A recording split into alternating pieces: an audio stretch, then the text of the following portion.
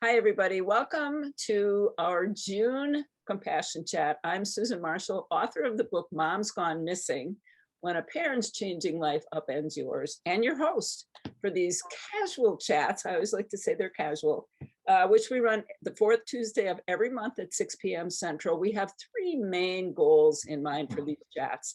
The first is to let all of you know, our wonderful and cherished caregivers, that as you're making decisions and trying to answer questions, you are not alone.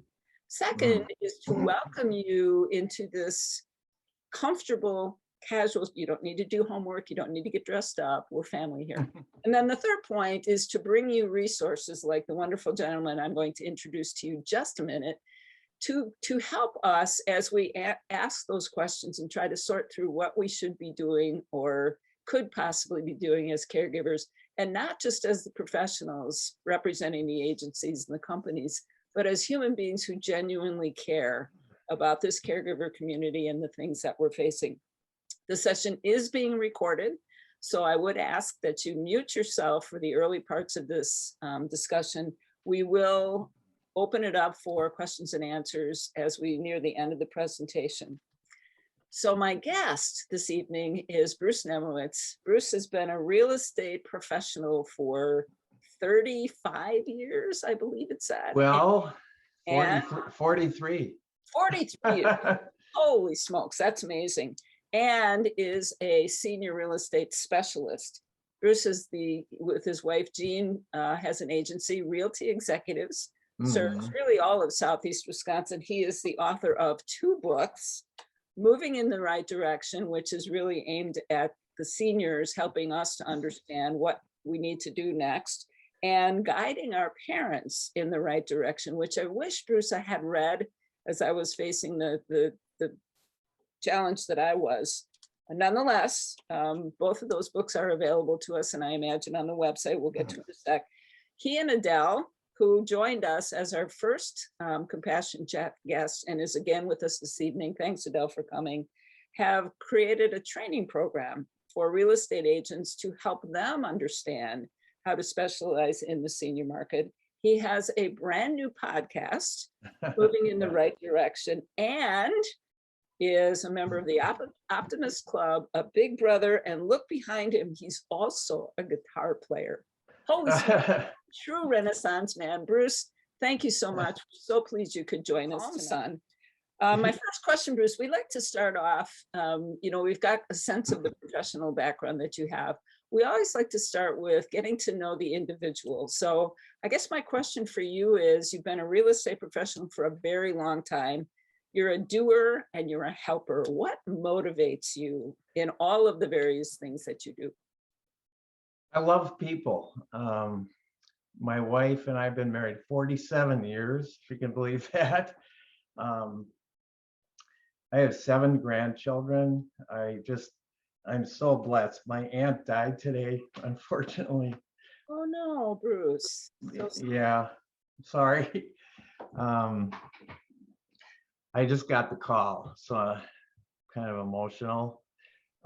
She's a wonderful lady, so give me a minute. Okay. Well, one of the things that we'd like to have you share with us a little bit is you've been in the business for a very, very long time. How long have you focused on seniors, and what kind of was your clue or your directive, the tap on the shoulder, perhaps, to say, you know what, this is a market I think I could really serve well? Well, you see that lady up in the corner over there in the sweatshirt, Adele? I had sold her home and she said to me, Bruce, I need you to speak to my group of seniors.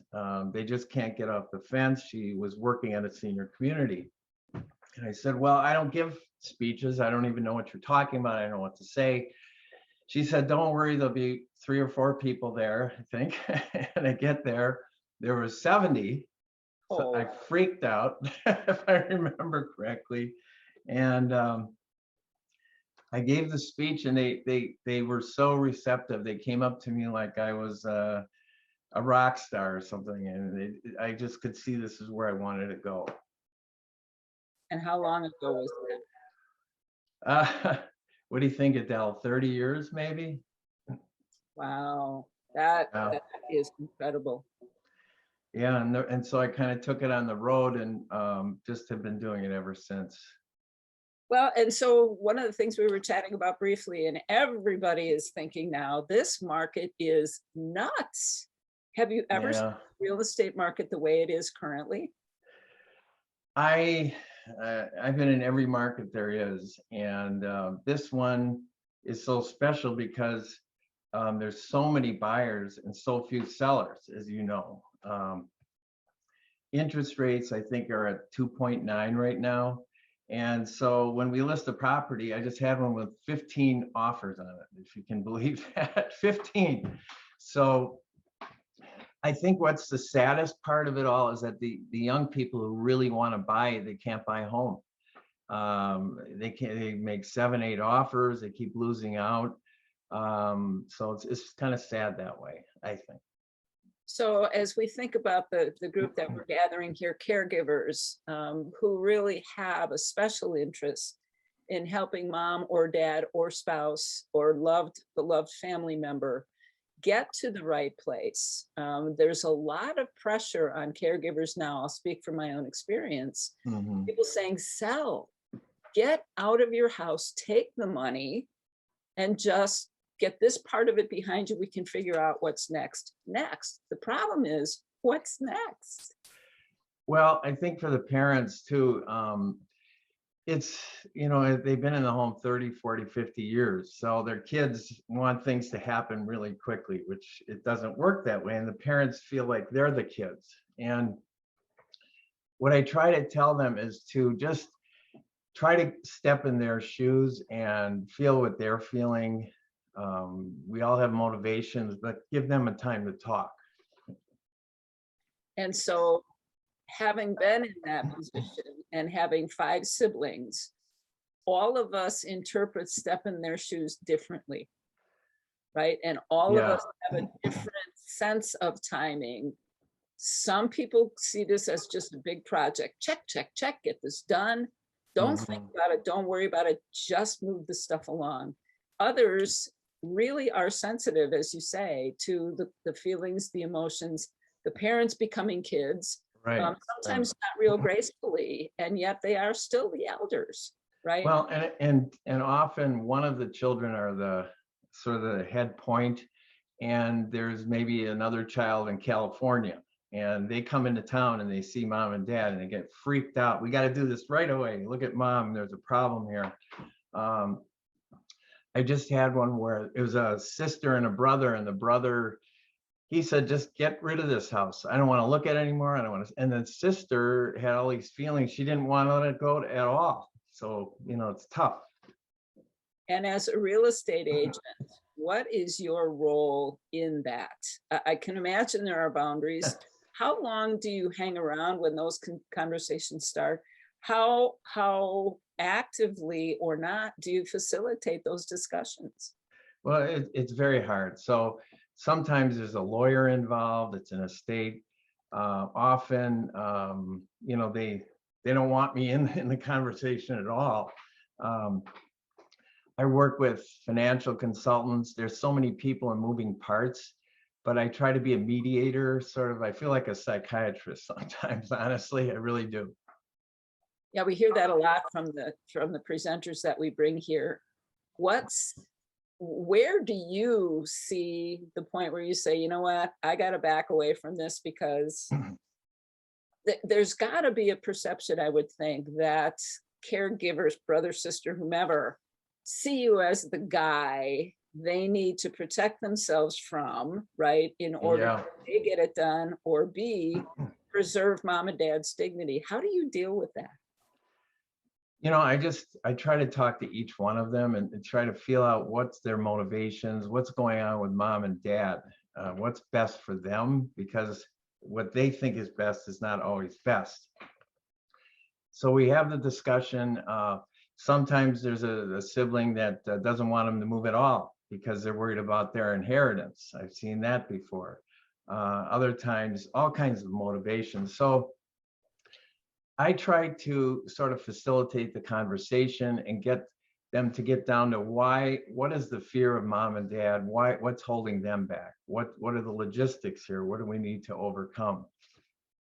And as you listen to those conversations, what clues do you look for that you're being heard, that maybe there's interest in you helping them move this along or slow it down, right? Both sides of that Right. equation. What is your special gift, Bruce, as you're dealing with caregivers and the seniors that you're so compassionate for? I think I can feel what they feel. I'm very empathic. I can look at their faces and read them and what they're really going through, to see kind of what their motivations are. There's so many steps to it, all the things that they've accumulated. What are we going to do with all that? And the stress that's involved for everybody. So it's tough. Do you help them through that? Yeah, so I work with several companies that help with the downsizing, and you can't do this alone. If you try to do it alone, it's about a 5-year project, maybe 10. I don't know. We have a guy right now that he had 5 pieces of furniture, and we had a month and a half between the accepted offer and the closing. He can't deal with that. He can't get rid of them, and they're old pieces of furniture. So we need help with other companies and professionals. So I'm assuming you have a network of those people. I know we had Marianne Garidi last month, who is accredited by the National Association of Senior Move Managers. Yeah, right. She was talking about the broad scope of resources that she has as part of her offering. Do you offer kind of a standard suite of services, or do you really listen to the families and say, okay, who's in my network, which I have to believe is very expansive at this point, that would be suited to help this particular aspect of the move? Yeah, we have contractors, move managers, elder law attorneys, just about anybody that they would need in the whole process, because there's so many moving parts to this. And so this way they don't have to go with people they don't trust or know. And for the move managers, they're empathetic like I am also. So they're compassionate. That's really important. So tell me why, Bruce, if I'm working with you and I've got parents, right, that I'm sensitive to, but oftentimes the move comes at the last minute, right? And it's a big panic, and mom and dad simply can't deal with this anymore. We got to do this now. They're not safe. How do I know that who you're going to put me in touch with is going to be right for me and for my parents? Well, first of all, they have to have my trust. They have to trust me, I guess, and that I am looking out for their best interests. And then typically, when they understand that I've been in this a long time, I've been through this thousands of times, and that I do have their interest at heart, they'll usually accept those folks to come over and give them their estimates, talk to them. Normally, they're free of charge. They don't charge when they come over to give them an estimate for downsizing, and they'll walk through the whole house, and they'll make them feel at ease. And then it makes my job so much easier, because then I know that we're working sort of hand in hand. So you're the real estate guy, right? And you're the guy who's going to make this big fat commission. Yeah, all right. Well, and I really want you to address this, because one of Yeah. the things that I learned in going through the journey that I did with mom and dad is that many attorneys, certainly, physicians, clinicians, providers of senior care, healthcare, psychological care, have a dim view sometimes of the children. So now I'm the kid looking to help them do this, and I meet you, the guy who's going to get the commission. What is it about you that I should trust? You're compassionate. Everybody says that. You love people. Great. Cool. You've been in this a long time. Great. You must be really, really rich. So, I'm going to find something, maybe it's going to do this for, it's all of that emotion that really isn't very targeted sometimes. How do you manage that? Or when you encounter that kind of, dukes up, what do you do about it? Well, I first let them understand that they can't do this on their own, because they're not objective. So often when I list a home, they'll say, well, my neighbor wants to buy the home, or I have 3 buyers, and what do you guys do for all your money, and that kind of thing. But what we do is that we protect them from ending up in court. That's number one, because there's so many aspects to this that many times we're selling the home as is. And so we're not having home inspections, and there's so many different moving parts to it. What are the most difficult conversations that you have to have? Well, kind of like my aunt today. I'm sorry I got so emotional, but she was very close to me. Um, she has 3 kids, and she has a condominium, and one of the kids is disabled living in a condominium. He's terrified of where is he going to go now. He was living with her, and now we have to sell the condo and all the things that are in the condo. What are we going to do next? And so trying to do this on your own is too overwhelming. It's impossible. Each family member has a different idea of what should be done.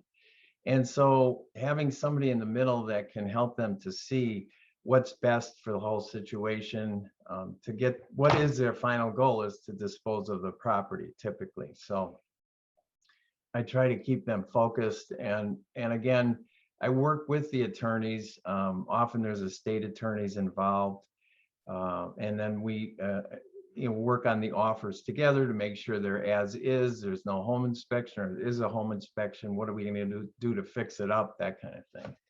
So say a little bit more about that, Bruce, because one of the things that I encountered was selling mom and dad's home.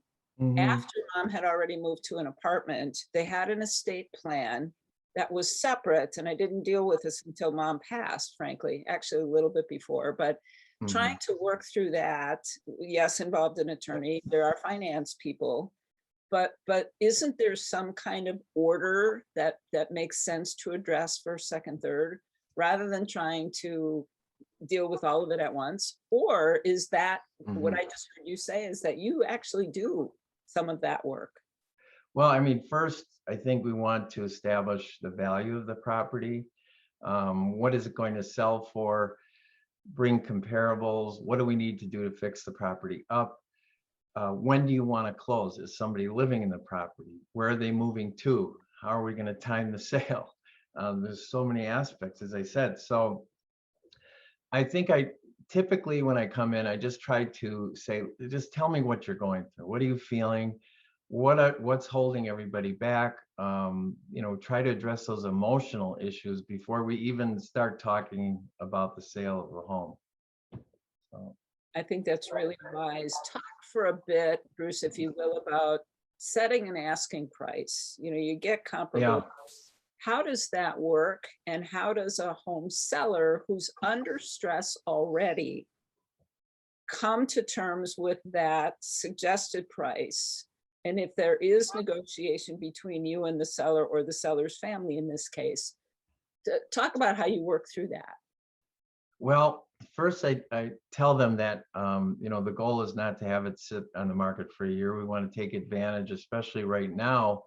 The market is so prolific. So what we've been doing is putting properties on the market on a Monday and then showing it on the weekend and saying that we're not going to look at offers till Tuesday, as an example. And we have usually multiple offers. The more offers you get, the less contingencies, the higher the price it goes. So when I talk to them, I tell them to price it competitively, because this is the weirdest market I've ever seen. And if you price it too high, you can really damage the sale, because nobody comes through. You got to lower it, and people think, what's wrong with that home? Everything's moving so fast. So I urge them to, hit a price point where we'll get multiple offers, and then the price goes up, which I've never seen before. So you almost can't price it too low, but you can price it too high, as crazy as that sounds. So what are the factors that supply and demand, I'm sure, is the biggest one, but what other factors tend to drive up a price after you've set your asking price? Well, multiple offers. So for instance, we get a first offer maybe on a Saturday, and we say, on Sunday we get another offer, and we tell each buyer they're in competition with 1 or 2 or 3. And then the first buyer might up their offer by 10%. As crazy as it sounds, they might drop their home inspection contingency, which we never, ever, ever recommend. But in the beginning of this, I was saying how sad it is for these young buyers, because the person that usually wins in the end is a cash buyer. Now, how many young people have, $300,000 in the bank or in their pocket, and they waive their home inspection because they've already owned 2 or 3 homes and they're not scared of the bad basement or the bad roof? And so again, it's one of those situations where when I'm working for the seller, I'm trying to get the highest price and least contingency. So that's how it goes up from there. How do you advise people now who really want to buy a home? And to your point, they're priced out of the market. They just don't have the resources. They don't have the experience. What are the options? And I'm thinking now particularly about seniors who sell their homes, who are not ready necessarily to go to a senior living community, who are not interested in renting a place for, I don't know, a year, 2 years, however long it takes. What's your best advice to seniors who have had a thought to sell and really are kind of attracted, right, by the money they would get, but really don't know where they're going next? What do you say? Well, the first thing I tell them is, do not sell before you know where you're moving to, because I don't want to see you wandering around the streets with a backpack on with nowhere to live. So I first tell them, okay, what exactly is it you're looking for? Now, typically, if it's not a senior community, it's usually a condominium. They want to live in a condo on one level with no maintenance, but those are not available right now. So if somebody really, really wants to move and cash in right now, I've been telling them to look for maybe a nice deluxe apartment in a really nice area that you want to be in, and maybe rent for 6 months to a year, because you'll be downsized at that point. And then when things slow up, or you can take your time then finding the apartment or the condo, you're not under pressure, to buy something when you're not really ready. Good advice. Now talk to us about the market. When does this begin? When's it This market, I have no real predictions other than to say I've noticed it's slowed up a little bit in the last 2 to 3 weeks, where we were getting 10, 15 offers on the first day. We just had a couple of them that had no offers. It was shocking, actually. And I haven't seen that in so long. And then we had another one that had just 1 offer on it. And all 3 were really priced right. So I think what it's telling me is it could be the time of year, the summer. Everybody's been dying to get out because of COVID and everything. But I think that we are going to, capitalism, at some point, there's a gravitational pull on the price. And when buyers feel that this is it, the prices are just outlandish and too high, I'm going to wait. And then it gets on the news that things are slowing up a bit. And then all of a sudden more sellers come on the market because they hear that it's slowing down, and they were waiting for that cash in peak. So now you've got the market going the other way. So I've told young people that want to buy now, I've been telling them to wait till the off season, which is November through February, when nobody else is, or usually there aren't as many buyers, and there's still sellers that have to sell in that time frame, such as seniors that are going to a senior community due to health reasons. And so and they all have taken my advice. Some have gone to renting after they did sell their home. It's not for everybody. Nobody wants to move twice, especially when we get older. So I would say either take your time with your agent to find the right property that you want. If it's a senior community, take your time and go there, have some lunches until you feel comfortable, and find the right senior community. And buyers are willing to let sellers stay in their home up to 2 or 3 months after the closing sometimes, because they just want the house so bad. So timing is really not a big issue right now. It's just finding that property. And so if you want to cash in, I would say you could sell now, but you definitely should think of renting, because otherwise you're not going to sleep at night. It's not the way to go. So that's really, really good advice and very interesting for a couple of reasons. One, you say, sellers or buyers just want the property and they don't want to close right this minute. How long is it typically okay for a seller to stay in a home, particularly as we move into the off season? Well, you mean as far as after they sell the home, how long? Yes. So we can work it out where it takes a month to close, and we can have a post occupancy where they can stay in up to 2 months after closing. So you have a total of maybe 3 months, which is quite a long time. Is that typical or is it now, sell and, pack your stuff and get out of here because I own it? No, no, it's typical. But I mean, you asked before, why an agent? Why do we get all this money and all of that? So these are the kind of things that we work out with the seller and the buyer. Now, if the seller needs, 2 or 3 months, these are the kinds of things that have to be discussed before an offer is accepted, not after. Too often people accept offers and they go, oh my God, I didn't realize I need another month to stay here. And the buyer said, no, you've signed a contract. You have to be out at the end of the month. So as a good agent, we try to get all these issues ironed out before somebody accepts an offer, and then it goes really smoothly. Yeah, really smoothly. Those are not words that I typically apply. Oxymoron. No, but real estate, there's a lot of moving parts, but I would say if a good agent is involved, it really does go smoothly. If it's somebody trying on their own, they can end up in court, or lose their family over this. And I unfortunately have seen both of those things happen. What, I guess, what last bit of advice would you give to this group of caregivers who are really kind of in the catbird seat in terms of helping mom and dad decide it's time to go, even though the market is nuts and it's going to take some time to figure out where's next? Guide us on how do we have those conversations.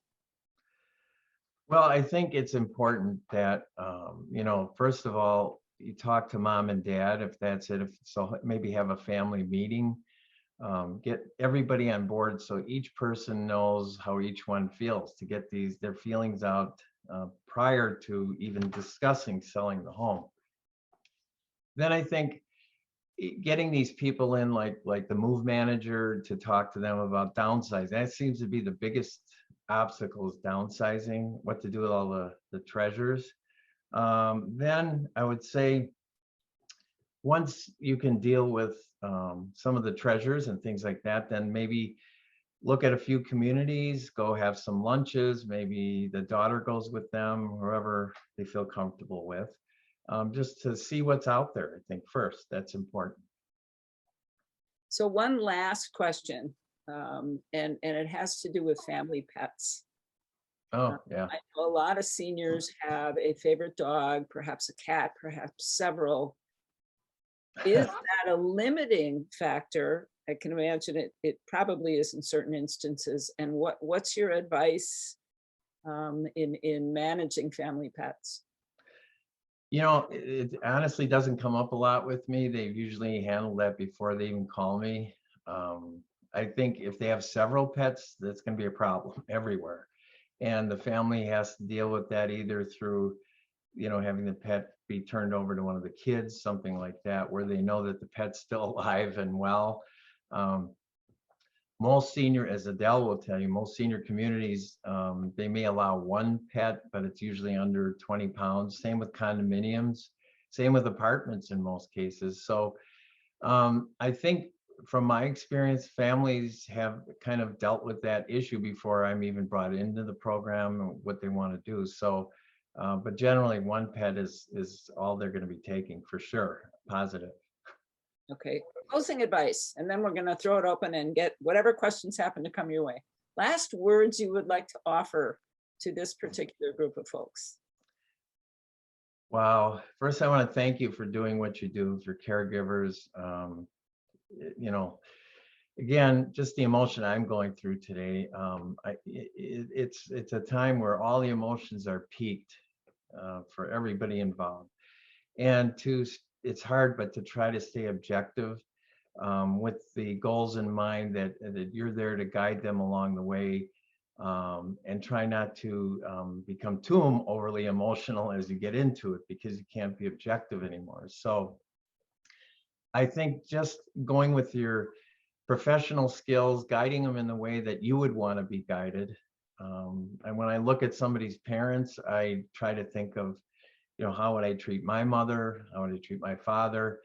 And then have a good, I think, set of professionals behind you, so that you can just about handle every aspect of what they need, wherever they need to go.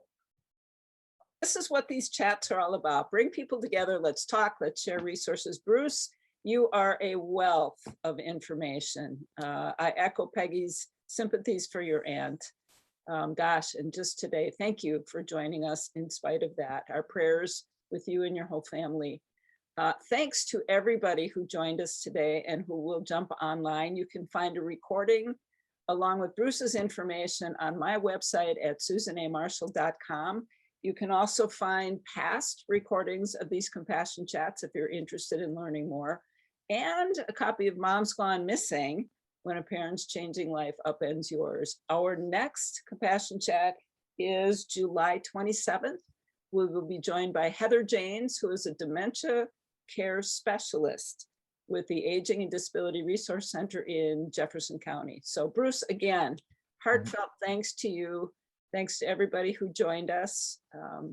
Have a wonderful rest of the evening, and please come back. Bring your friends, bring your questions next month. Thank you all for being here.